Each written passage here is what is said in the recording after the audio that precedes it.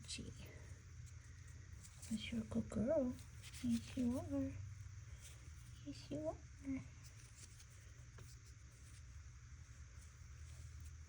Okay.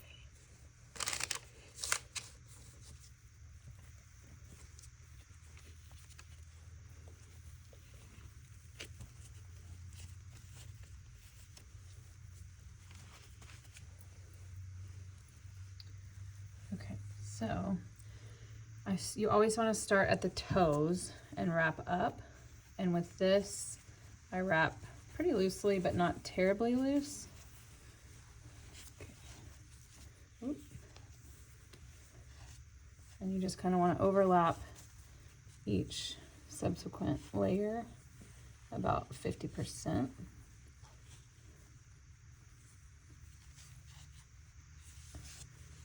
And then I go up to about right there. You just don't want to wrap too tight, and then I come back down so it's double layered.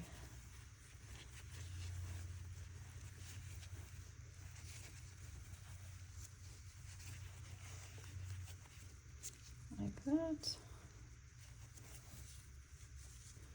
I'm just going to use the whole thing on that. Okay.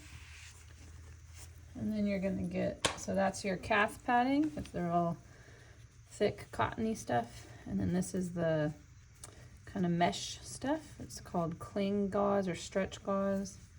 And you can wrap this just a little bit tighter, but not much tighter. The reason you can wrap this a little bit tighter is because your calf padding, the cottony stuff, is providing a little bit of cushion. And so it doesn't cinch down on her as much with that cushion. And you don't want to get this stuff on her skin because it can irritate her skin or kind of like rub or almost kind of like cut or make abrasions into her skin.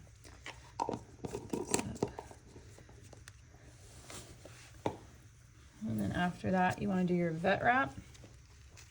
So some people will unroll like the whole roll and then roll it back up so it doesn't have as much pull, so it's not as tight. I do a little bit of that, but I'll show you how I ensure that it's not too tight. So again, start at the toes. Everything you wrap, you always start at the toes because you don't want to trap any blood down at the toes by starting up and going down. So you start down and go up.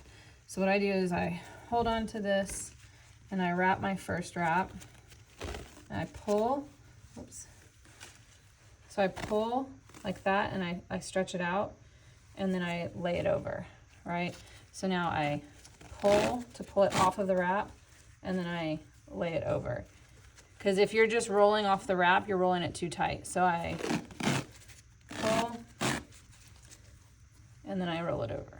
Okay, so every time I do that, I'm making sure that it's not too tight.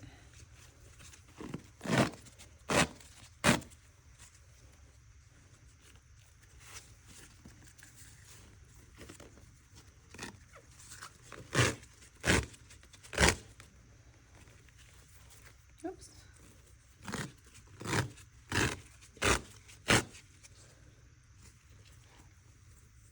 Same thing with vet wrap. You don't really want it to touch their skin.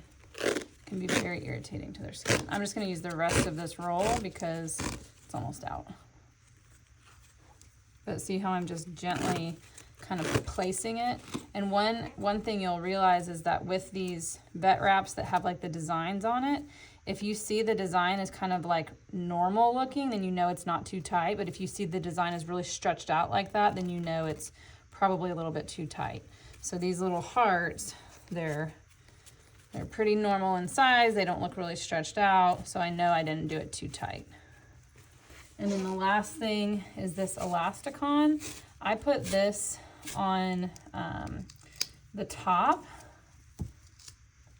and I overlap it with the bandage and the skin. So this can go on the skin because it's really sticky and it stays in place really well. So see how I'm doing, this is 2-inch, or no, this is what, 3-inch elasticon. So I do this Yeah, 2-inch. So I do this around there, but I do it very loose, very loosely around here. So that way it's sticking to her skin and the bandage. I left a toe, if you can see, I left her good toe out. So you can gauge whether it's, like, this is what it looks like right now. It looks pretty swollen because she's had some trauma. But if you see that it's much more swollen than this, then we know that our bandage is too tight. So that's how you do it.